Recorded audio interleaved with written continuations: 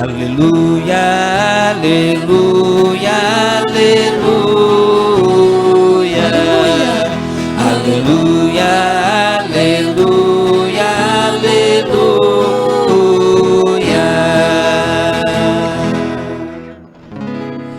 A paz de Cristo reina em vossos corações,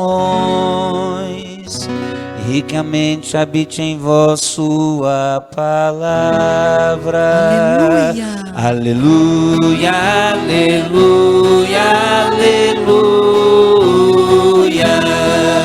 aleluia, aleluia, aleluia. O Senhor esteja convosco. Ele está no meio de nós. Proclamação do Evangelho de Jesus Cristo segundo Lucas. Glória a vós, Senhor. Naquele tempo, o Senhor escolheu outros 72 discípulos e os enviou 2 a 2 na sua frente, a toda a cidade e lugar aonde ele próprio devia ir. E dizia-lhes: a messe é grande, mas os trabalhadores são poucos. Por isso pedi ao dono da messe que mande trabalhadores para a colheita. Eis que vos envio como cordeiros para o meio de lobos. Não leveis bolsa, nem sacola, nem sandálias, e não cumprimenteis ninguém pelo caminho. Em qualquer casa em que entrardes, dizei primeiro: a paz esteja nesta casa. Se ali morar um amigo da paz, a vossa paz repousará sobre ele. Se não, ela voltará sobre vós, para vós. Permanecei naquela mesma casa, comei e bebei do que tiverem, porque o trabalhador merece o seu salário. Não passeis de casa em casa. Quando entrardes numa cidade e fordes bem recebidos, comei do que vos servirem, curai os doentes que nela houver, e dizei ao povo: o reino de Deus está próximo de vós. Mas, quando entrardes numa cidade e não fordes bem recebidos, saindo pelas ruas, dizei: até a poeira de vossa cidade, que se apegou aos nossos pés, sacudimos contra vós. No entanto, sabei que o reino de Deus está próximo. Eu vos digo que, naquele dia, Sodoma será tratada com menos rigor do que essa cidade. Os 72 voltaram muito contentes, dizendo: Senhor, até os demônios nos obedeceram por causa do teu nome. Jesus respondeu: eu vi Satanás cair do céu como um relâmpago. Eu vos dei poder de pisar em cima de cobras e escorpiões e sobre toda a força do inimigo, e nada vos poderá fazer mal. Contudo, não vos alegreis, porque os espíritos vos obedecem. Antes, ficai alegres, porque vossos nomes estão escritos no céu. Ficai alegres, porque vossos nomes estão escritos no céu. Palavra da salvação. Glória a vós, Senhor. Aleluia, aleluia, aleluia, aleluia, aleluia, aleluia.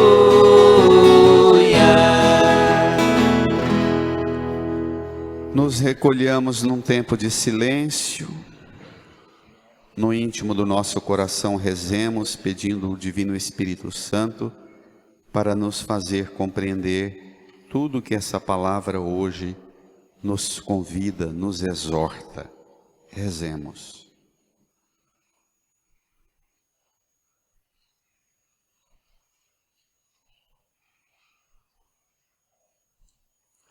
Amém. Irmãs e irmãos, domingo passado e domingo atrasado, as leituras ajudavam-nos a aprofundar na compreensão sobre quem é Jesus. E ele, domingo passado, apresentou também a igreja como obra da mão dele. Hoje, ele propõe, na sua palavra, que nós avaliemos a nossa relação com Deus, nós como igreja, em nossa relação com Deus. Nós como povo da sua aliança, como nos relacionamos com Ele? Uma coisa é a relação individual, importantíssima, decisiva, mas também a relação comunitária da igreja. Curiosamente, na primeira leitura, o Senhor convida-o a Jerusalém. O povo da cidade de Jerusalém a alegrar-se, a exultar, numa imagem tão pura, tão ingênua, tão inocente. O profeta Isaías usa a imagem do bezerro, do cabrito, do carneirinho, filhote, mamando no úbere, no peito, na teta da mãe, da cabrita, da ovelha ou da vaca. Se alguém já teve a alegria de ver a cena, a pureza, o rabinho do carneirinho mamando e sacudindo e aquela satisfação, essa é a imagem que o Senhor chama a gente a ter na relação com Deus. Impressionante isso. A todos vós que choráveis por Jerusalém, para poderdes sugar e saciar-vos ao seio de sua consolação e aleitar-vos e deliciar-vos aos úberes de sua glória. Olha que imagem elevada. Isso 800 anos antes da vinda do Messias. Vamos ao Evangelho. Jesus chegou. Qual não deve ser a alegria nossa e da humanidade inteira com a consolação que Ele traz? Qual deve ser a nossa relação de nós, igreja, com o Senhor? Número 9 do seu folheto, Lucas 10, do versículo 1 até o 20. Naquele tempo, o Senhor escolheu, juntos, outros 72 discípulos e os enviou 2 a 2 na sua frente, a toda cidade e lugar aonde ele próprio devia ir. Espera lá. O Senhor escolheu, dois verbos muito fortes, escolher e enviar, 72 discípulos. No livro do Gênesis, capítulo 10, versículo 15, tem a lista das nações pagãs. Para o povo do livro do Gênesis, havia um povo somente que conhecia a Deus, o povo da aliança, o povo hebreu, o povo judeu, e o resto era pagão. E no capítulo 10 de Gênesis, descreve quem são essas nações pagãs e lista um número de 72 nações. Então, quando o Senhor já tinha escolhido 12 para a identidade genuína de Israel, e agora escolhe outros 72, está aqui abrindo a sua igreja, que ele fundou domingo passado, e o poder do inferno nunca poderá vencê-la. O Senhor agora abre esta obra da sua salvação, que a igreja trabalha por ela, a todas as nações. Nós somos mais de 7 bilhões de homens e mulheres no planeta. De cada 100 habitantes do planeta, 70 nunca escutou falar do Evangelho.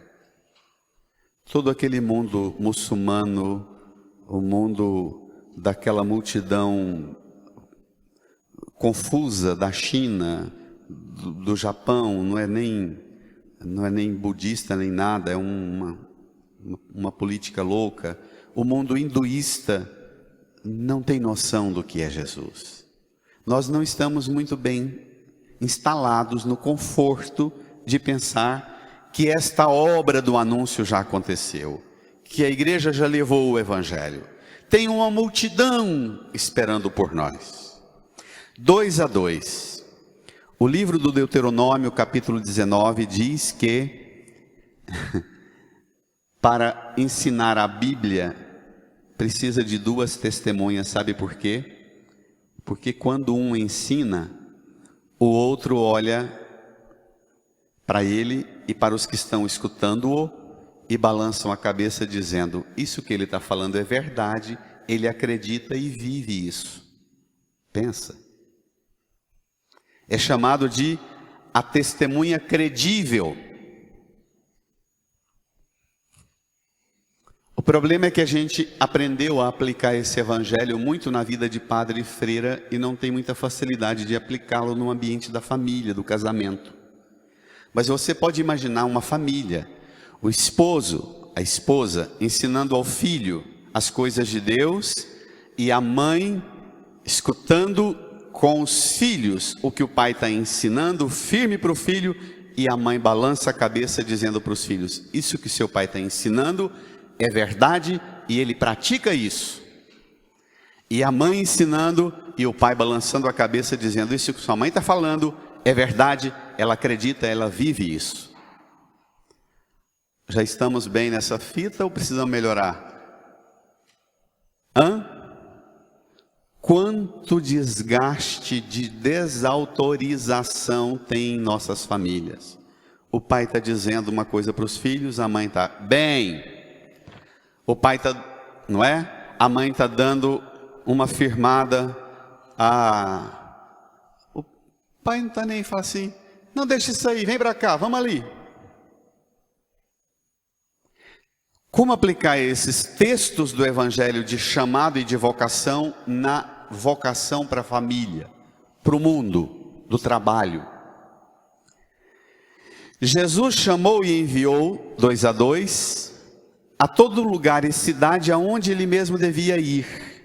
A primeiríssima finalidade da igreja, do cristão, é ocupar-se em ir aos lugares para preparar a vinda do Senhor Jesus para aquele lugar. Deixa-me pesar. Quando você entrou na família da sua esposa ou do seu esposo, o Senhor quis que você fosse para lá, não levar você, mas que você entrasse naquela família para preparar para que ele chegasse àquela família. A toda cidade, a todo lugar, a todo ambiente onde ele mesmo devia ir. O ápice de nossas atividades, de nossas preocupações, de nossos trabalhos, de nossos esforços, o ponto mais alto é garantir meios eficazes que preparam os corações e as mentes para receber, não a mim, mas Jesus. Não a você, mas Jesus. Agora vem as recomendações. O que a gente chama de regras para a missão. De novo eu vou fazer uma advertência severa que o texto impõe. Nós nos habituamos a ler os textos, os chamados de vocação, sempre na perspectiva de padre e freira. Nós precisamos aprender ler os textos do chamado de vocação na perspectiva de esposa e esposo, de pai e mãe, de família, no mundo das profissões, no mundo do trabalho. Esforce-se para aplicar a realidade de seus ambientes, as regras para a missão que o Senhor te chamou e te enviou. Tem umas regrinhas. Vamos ver? Vamos lá. Bom, a primeira delas é ser escolhido. A segunda é ser enviado. A terceira é preparar o território onde ele vem. Mas depois disso vem a primeira norma para o cumprimento depois do envio. Vamos lá? Versículo 2. Vamos. E dizia-lhes: a messe é grande, mas os trabalhadores são poucos. Por isso, pedi ao dono da messe que mande trabalhadores para a colheita. Juntos? Eis que vos envio como... Espere lá. Quando o Senhor te chama, te escolhe e te envia, seja para ser padre, freira, ou esposo, esposa, ou para a sua profissão, Ele pede de mim e de você, de cada um de nós, primeiro critério: você vai entrar nessa família, nesse trabalho, nessa igreja. Primeiro critério: ponha o joelho no chão e saiba que lá tem mais serviço do que você é capaz de dar conta de realizar. Comumente, quando a gente casa, a gente logo começa a ter os problemas na convivência com a família dele ou a família dela, e a gente vai dizendo: essa família sua não é boa, esses parentes seus não são bons, e a gente vai distanciando, fechando. Esses amigos seus não são bons, e a gente vai isolando. Isso é uma das armadilhas mais perigosas, a presunção de que eu sou a solução para você. É a armadilha mais perigosa. A gente tem que entrar na vida do outro e saber, por melhor que seja e mais belo e precioso o meu amor por você, e o sonho que eu tenho de compor com você uma família, eu preciso dobrar o joelho, porque sozinho eu não vou dar conta dessa missão. Eu preciso de mais operários. É bacana porque você pode usar essa metáfora. Eis que eu te envio como cordeiro para o meio de lobo. Vai ter uma sogra lá, um sogro, um cunhado, um genro, uma nora, que não é coisa boa, vai dar trabalho. Você não vai dar conta de tudo. Você precisa da escola, você precisa do pediatra, você precisa do psicopedagogo, você precisa do médico, você precisa do catequista, você precisa da igreja, você precisa da saúde, da educação, você vai precisar das pessoas. O problema é que nós, nos últimos 150, 200 anos, nós entramos numa frenética expectativa de que o que vai resolver o problema do planeta é o dinheiro, e não mais as organizações humanas. E nós entramos numa mentalidade que tudo que é mediação é ameaça. Tudo, a religião, o Estado, não é? Tudo que é instituição intermediária veio para controlar e atrapalhar. A gente tem que acabar com isso. O casamento, a família, a escola, desmantelar isso.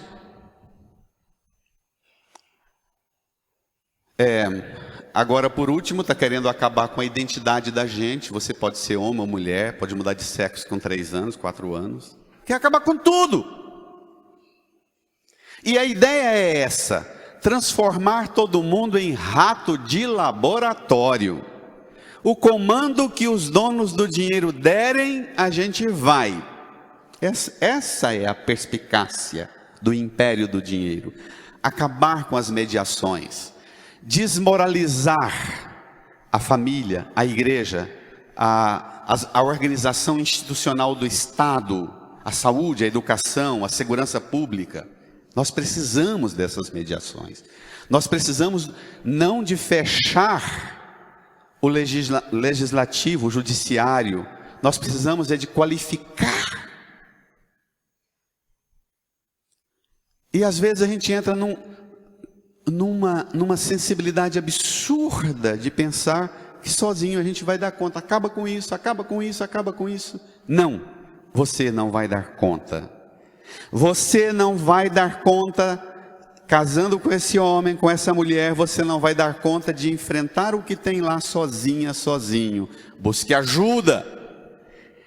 taque o joelho no chão e peça ao dono da messe que você está entrando para te ajudar, porque você não vai dar conta sozinha, sozinho.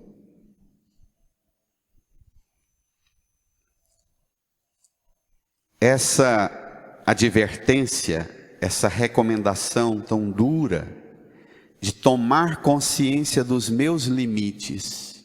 O potencial é mas também o limite existe. Repito, na família isso tem acontecido demais. A gente vai isolando,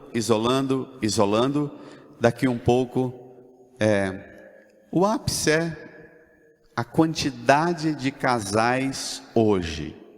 Casais na idade já avançada, separando o quarto, está uma coisa absurda. Então, esse desmantelamento, ele não é sadio.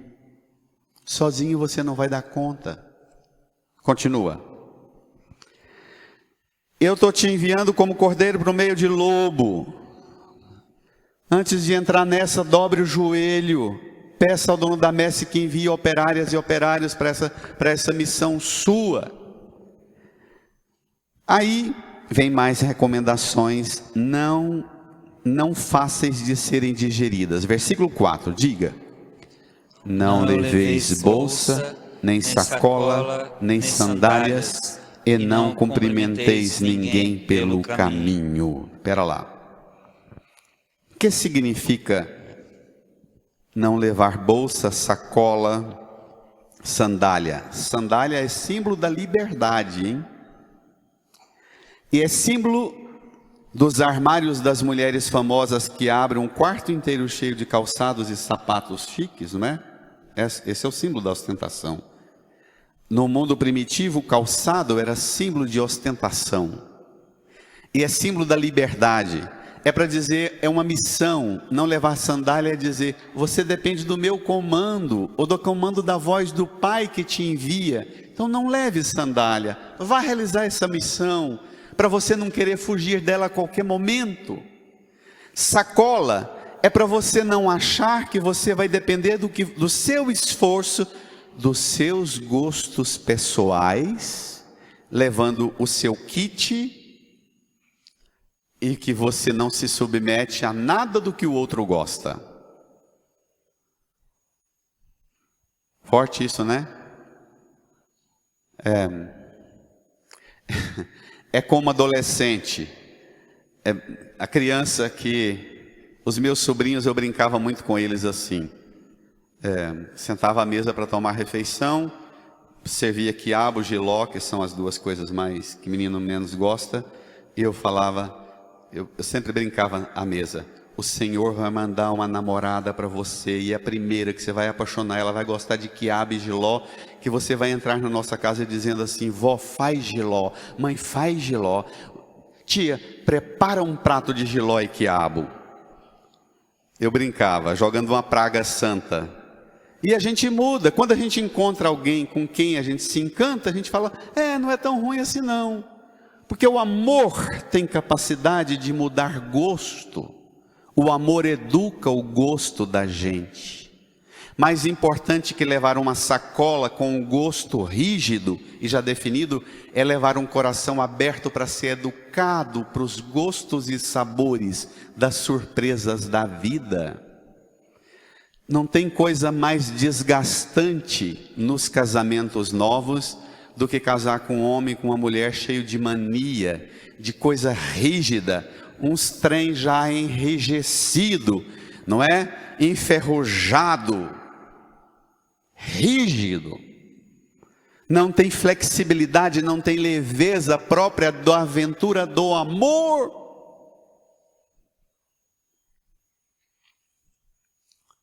Para nós padres, levar bolsa, sacola e sandália é símbolo da prepotência de achar que a gente dá conta de tudo numa paróquia. Mas tem umas consequências mais graves que vêm. Não cumprimenteis ninguém pelo caminho. O que significa isso para nós na igreja? Aqui o texto está situado no ambiente da missão da igreja.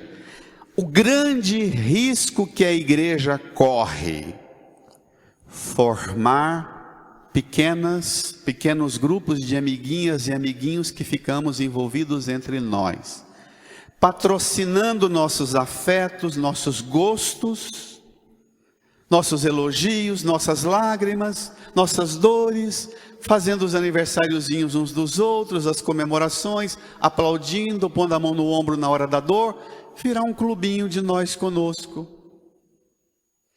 Perdemos o horizonte da realidade superior à nossa. A igreja não veio para formar clubinhos e clubinhas de amiguinhos e amiguinhas. Muitas pessoas, se perguntar a elas, por que participa da igreja? Ah lá, eu tenho muitos amigos. É pouco. Todo mundo me conhece. Todo mundo é bom demais. Qualquer coisa, uma turma boa demais. É pouco. Não precisa de igreja para isso. Veja, versículo 5, juntos. Em qualquer casa em que entrardes, dizei primeiro: a paz esteja nesta casa. Ser operário do primeiríssimo anúncio, a paz. Leia: se ali morar um amigo de paz, a vossa paz repousará sobre ele. Senão, ela voltará para vós. Por isso que não precisa levar bolsa nem sacola. Por isso a doutrina católica, apostólica, romana do desarmamento. Você não precisa de arma. Você dá a paz para o outro. Se o outro não quiser, ela volta para você. Você não precisa de sacola, de bolsa. Essa liberdade de não ter um kit proteção para o missionário, para o casamento, para essa família. Liberdade. Continue.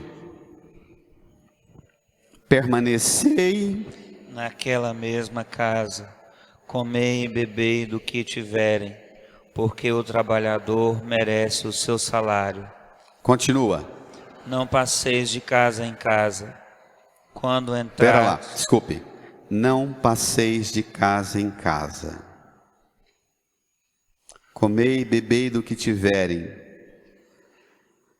Qual é a fama mais poderosa que padre tem? Comi igual padre.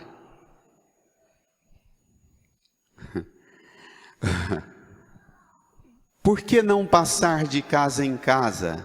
Para não fazer da missão uma atividade a serviço das vontades e dos desejos. Lembra do nome do Pai? Não fazer da missão o centro aqui. Aqui é o centro da razão, da inteligência. Aqui o centro das vontades, desejos e necessidades. E aqui o centro dos afetos. Lembra? Então, não faça da sua relação com a igreja uma relação com o estômago e com o universo de suas vontades. Em muitas paróquias, um padre, para dar conta de governá-la pastoralmente, ele precisa primeiro ter alianças de passar de casa em casa, numa certa quantidade de pessoas e famílias importantes, que depois o prende pelo estômago e pelas comidinhas e jantinhas e delícias, que não são poucas. Gente, se Jesus, na primeira vez que enviou os apóstolos, falou que é um perigo para enviado, missionário, uma das maiores ameaças para um pregador do evangelho é a comida, é o prazer, é a satisfação das vontades e dos desejos. Imagine hoje. Não passeis de casa em casa. Nós não somos e não nos ocupamos nem nossa vida de fé conosco mesmos. O centro da missão da igreja não é nós conosco, nós no caipira, nós com nós. Existe uma realidade superior para a qual nós estamos sendo enviados. Existe uma realidade superior àquela da satisfação de nós conosco. E ele apresenta agora, veja, é a parte mais alta do Evangelho. Leia. Quando entrardes numa cidade e fordes bem recebidos, comei do que vos servirem. Espera lá, de novo a comida. Na roça o povo diz, quando um padre vai na roça, o ditado que o povo diz é: barriga de padre é cemitério de frango. Barriga de padre, cemitério do leitão. Porque se o padre vem, vai matar um porco, vai matar um frango. Esse universo do prazer, ele é muito perigoso. Ele é tão perigoso porque ele foi a primeiríssima tentação que o diabo apresentou a Jesus. Transforma o quê? Pedra em pão. Ocupe o seu poder sobrenatural. Ocupe a sua autoridade de filho com essa região. Transforme pedra em pão. Às vezes, a gente ajuda mais um padre, dobrando o joelho e pedindo a Deus a conversão e a santidade dele, do que fazendo uma comida gostosa para ele. Não que a gente não tenha que ter delicadeza e civilidade, mas essa dimensão de dobrar o joelho e dizer: Senhor, a messe é grande, os operários são poucos, ajude-o.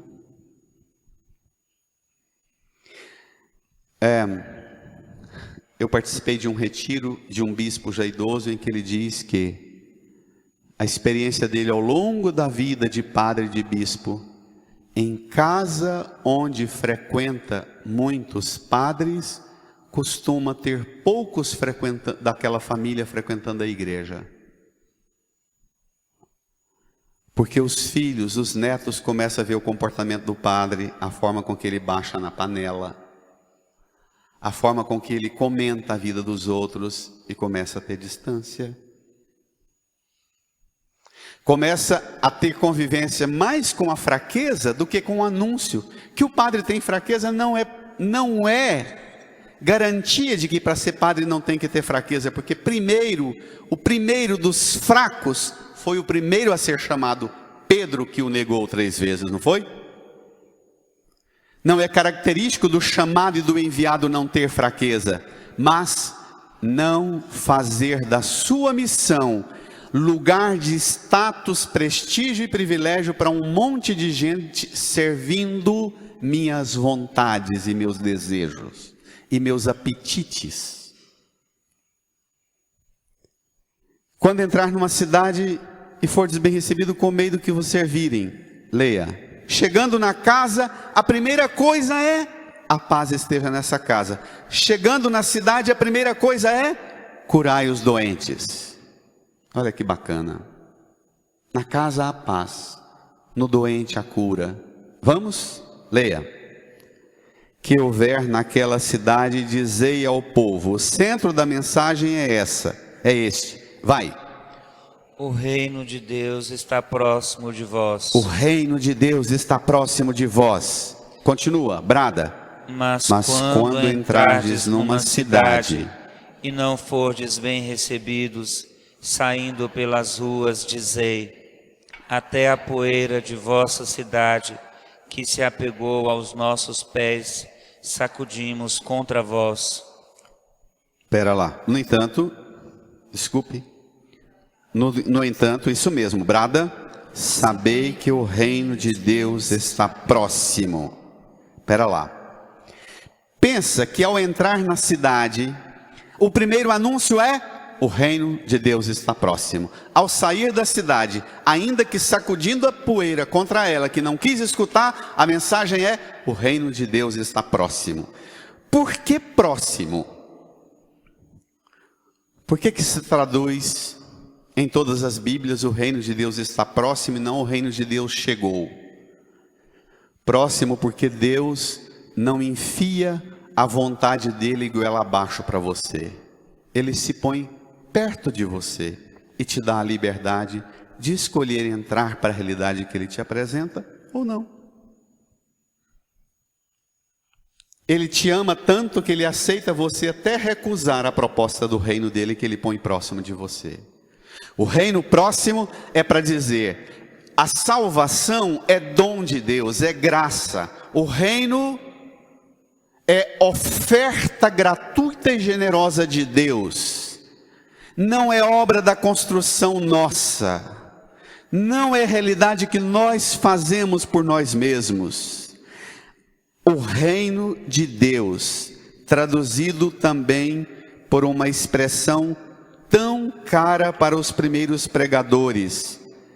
A realidade do reino é chamado de o reino de Deus aproximou-se até vós. Você precisa ter iniciativa e querer. E qual é a regra para querer? Convertei-vos e crede no Evangelho. Foi a primeira pregação de Jesus, quando voltou das tentações. O reino está próximo. Para você, para ele acabar de chegar, metanoia, mudança de mentalidade e crer no Evangelho.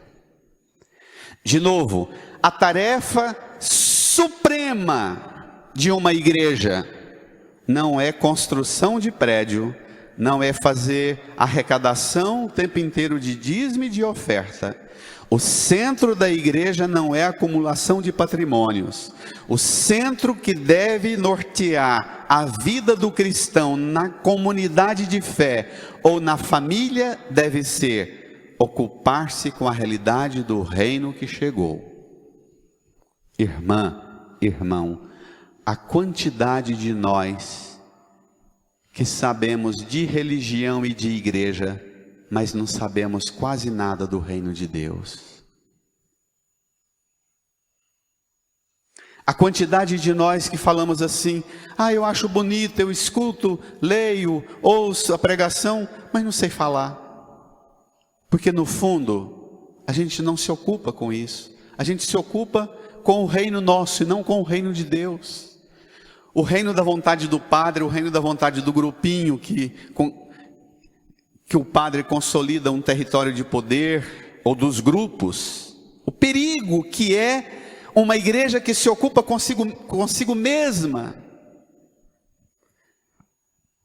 Ela não cresce, ela não progride, ela não avança, ela não renova, ela não se atualiza no tempo e na história como sinal visível da presença de Deus.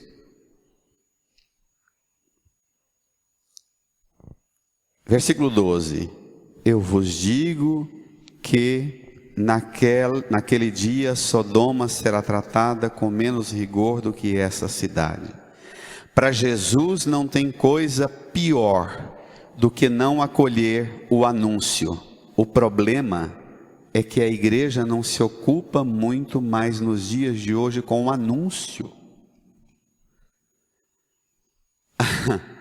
As pessoas que procuram uma igreja não procuram uma igreja para escutar o anúncio da pregação. Procuram uma igreja para passar pelos rituais dos sacramentos. Batizar meu filho, fazer primeira comunhão, casar. São protocolos rituais que supõem que para passar por esses ritos tem recebido o conteúdo e o anúncio. A quem aqui já fez, imagine se aquele curso de noivo de meio-dia ou de 1 dia e meio resolve a vida de uma moça e de um rapaz que não tem formação de fé nenhuma. Não é? Nenhuma. Esses pais e mães que vêm batizar os filhos e que não tem nenhum compromisso com nenhuma norma, nenhuma linha de orientação do Evangelho, mas que em 2 horas de curso, emburrado, morrendo de raiva para pegar aquela carteirinha, aí pronto, pode batizar. Se perguntá-lo, o que você sabe do reino que está perto de você? Nada.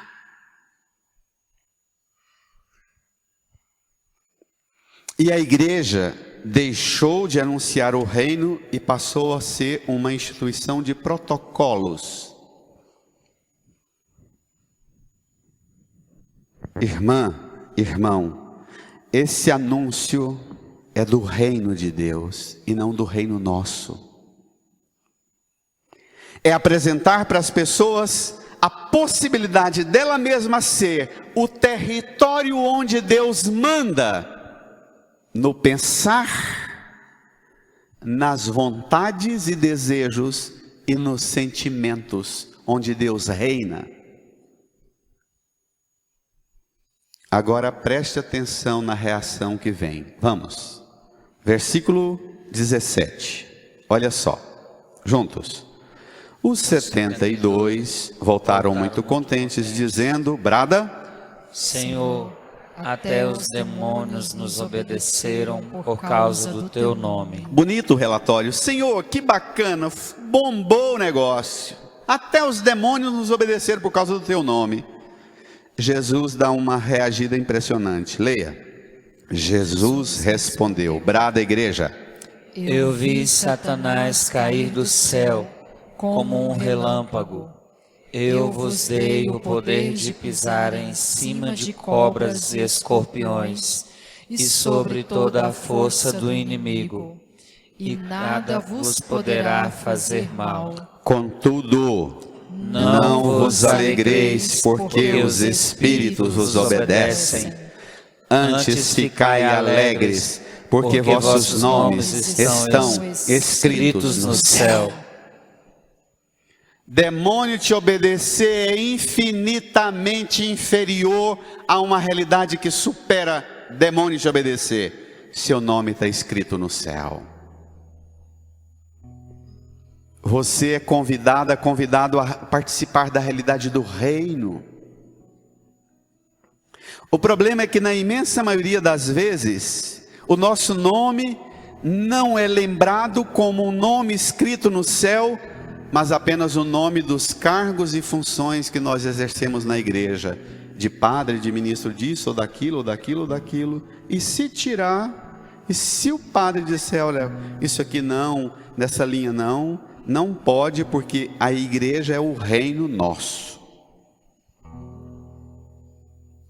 Irmã, irmão, que dia nossos filhos e nossos netos nos viram cantar hinos de louvor, derramando lágrimas de consolação, assim inflamados pela graça e pela alegria, porque o nosso nome está escrito no céu. A gente impacta a vida das pessoas que convivem com isso, com as pessoas, não, Deus me escuta demais, tudo que eu peço eu consigo, não é? Tudo que eu peço ao Divino Pai Eterno eu consigo. Isso é pouco, porque entrar numa casa e desejar paz, visitar um doente, curar um doente, é infinitamente menor do que ter o nome inscrito no céu. A igreja, quando ela se ocupa só com a realidade horizontal e as atividades daqui, ainda que boas, como levar paz para as famílias, ainda que importante, como curar o doente, mas ainda é pouco. A igreja não tem que ter outra tarefa senão que a paz, a cura dos doentes e qualquer atividade da igreja não pode ter outra realidade mais desejada, mais buscada, mais solicitada na oração e nos gestos, no suor, na lágrima, na entrega de cada um na igreja, na família, no mundo, do que a urgência da salvação, a salvação, que é iniciativa de Deus. Ele trouxe o reino até vós. Acolha a salvação que Ele trouxe até vós. Imagina, para muitos dos nossos filhos, netos e sobrinhos, falar de salvação para eles, que significado tem?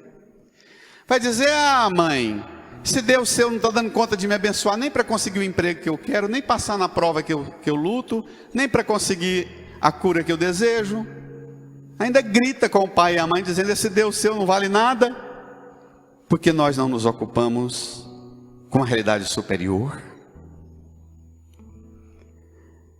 A gente estraga as crianças dizendo, vai para a igreja e pede o papai do céu, senão o papai do céu não te dá o que você quer realizar.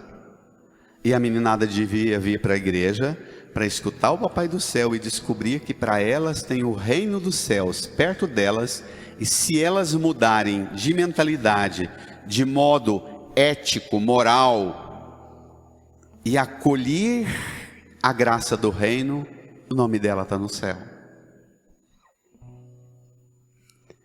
Nossa vida de igreja virou uma fazeção de coisa aqui embaixo, sem nenhum apelo do céu.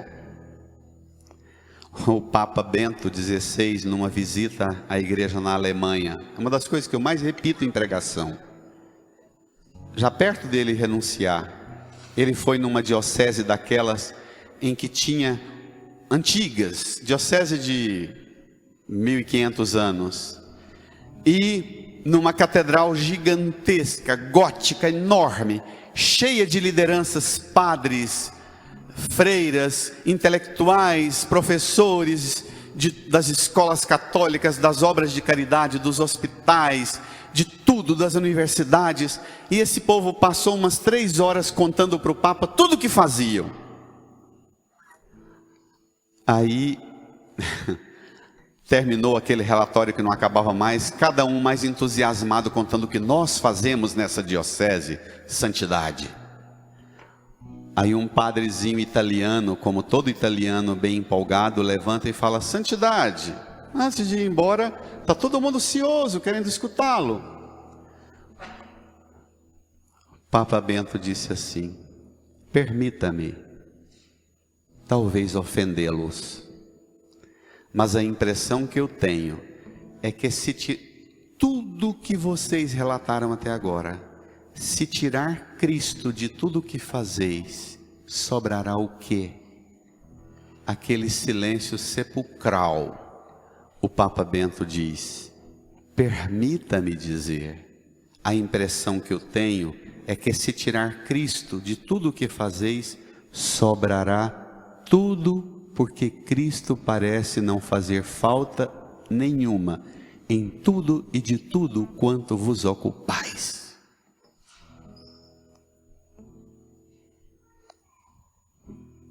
Se tirar Cristo do seu casamento, sobra o quê? Da sua profissão. Se tirar Cristo da nossa paróquia, sobra o quê? Cristo de verdade é o centro. O reino de Deus é de verdade a realidade com a qual nós nos ocupamos e desejamos e ansiamos mais do que tudo. Ainda que peçamos saúde e paz, mas tenha coragem de dizer ao Senhor, Senhor, mesmo que não venha saúde, não venha paz, dá-nos acolher o reino e desejá-lo. Venha a nós o vosso reino, seja feita a vossa vontade e não as nossas vontades. Não tem nada matando a igreja mais do que padre que monta paróquia e paroquiano para fazer a vontade dele. Mas também não tem nada que mata mais padre do que paroquiano, botando cabresto no padre, ainda que esse cabresto seja comidinhas gostosas, para o padre fazer tudo o que querem. Nada pessoal, tá? Estou pregando o evangelho. E eu quero o reino. Eu não quero me ocupar com os gozos e consolações daqui de baixo, não. Tenho ido a muitos hospitais e a muitos cemitérios enterrar gente que ocupou com muita coisa daqui e não sobrou nada. No dia da missa de 7º dia, a família já está toda destruída, brigando pelo patrimônio. Na missa de 1 mês, dá 2, 3 só, porque já nem se encontram mais.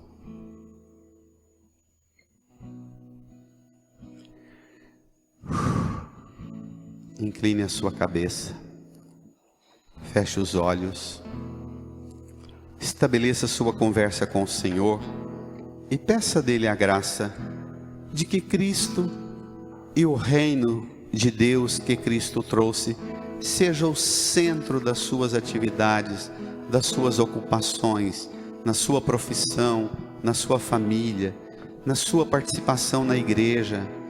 Que o reino de Deus e Cristo seja a realidade que supere todas as outras realidades. Peça dele essa graça de você ser homem e mulher do reino de Deus que ele pôs perto de você. Peça dele a graça e a alegria de você experimentar essa consolação, esse gozo das coisas celestes que ele trouxe para perto de você. Fale com ele.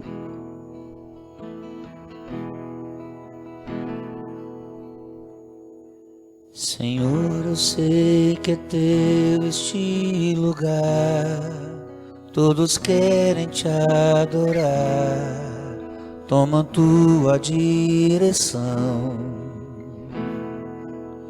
Sim, ó, vem, ó Santo Espírito, os espaços preencher, reverência à tua voz vamos fazer.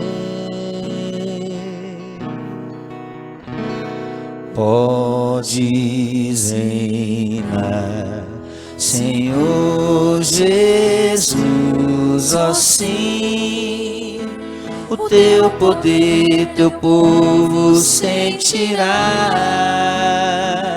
Que bom, Senhor, saber que estás presente aqui.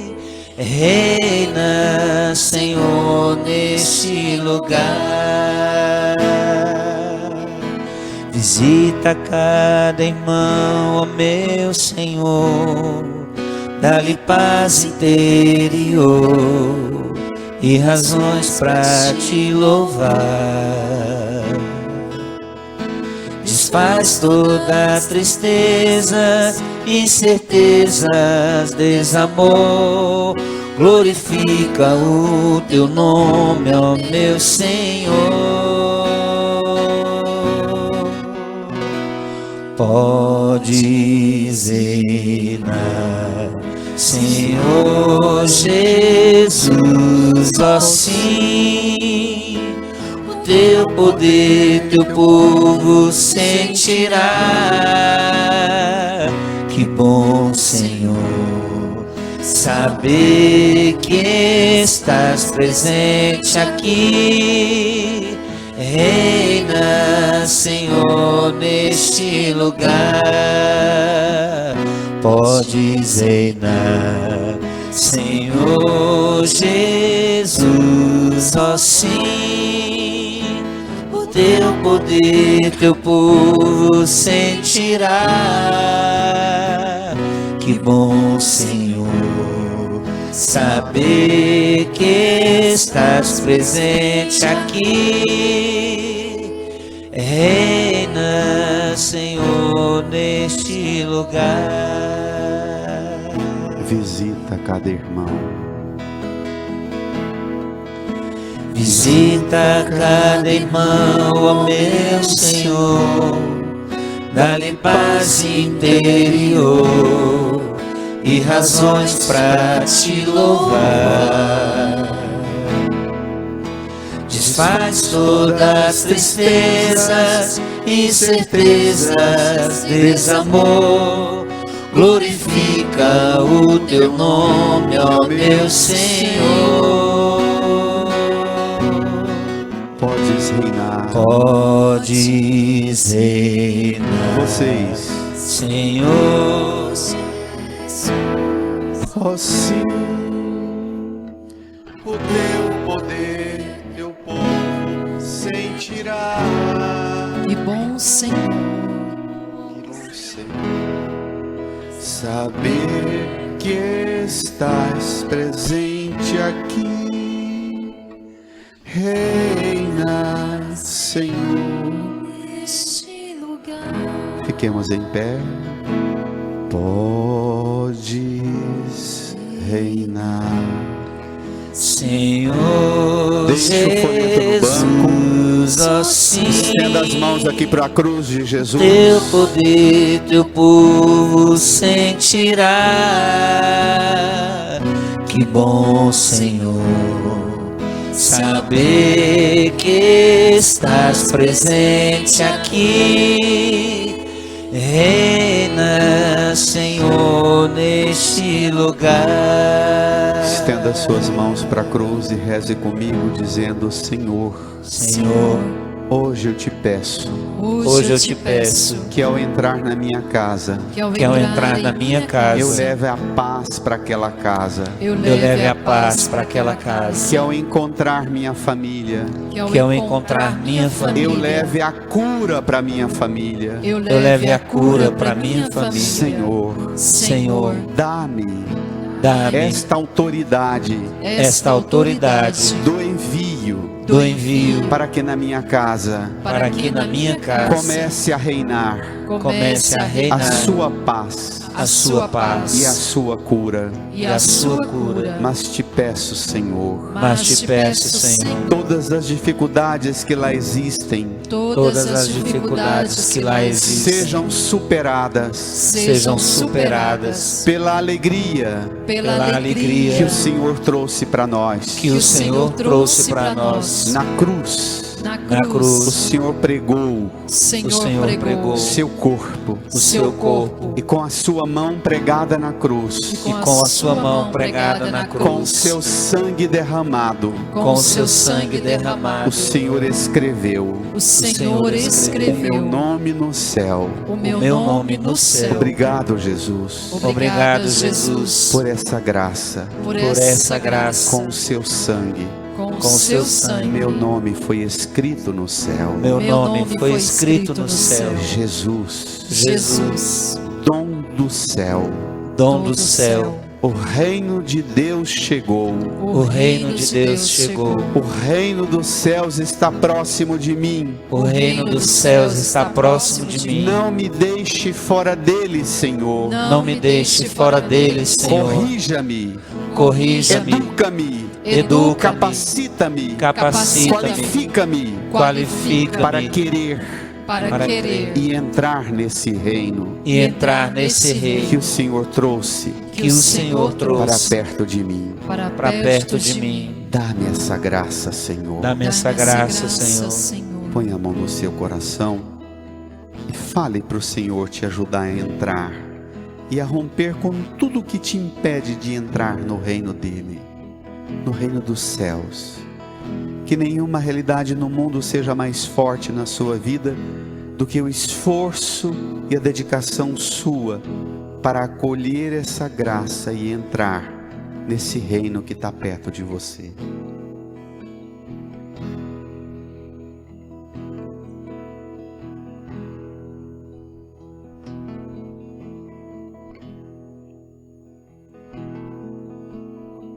Amém.